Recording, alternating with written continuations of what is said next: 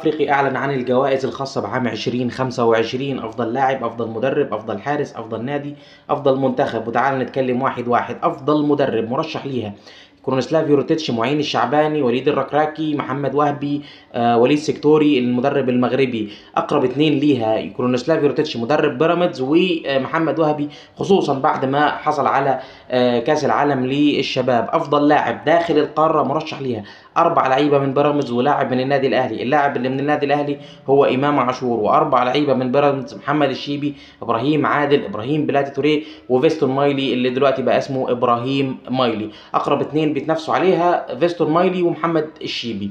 نيجي على افضل لاعب افريقي في العموم.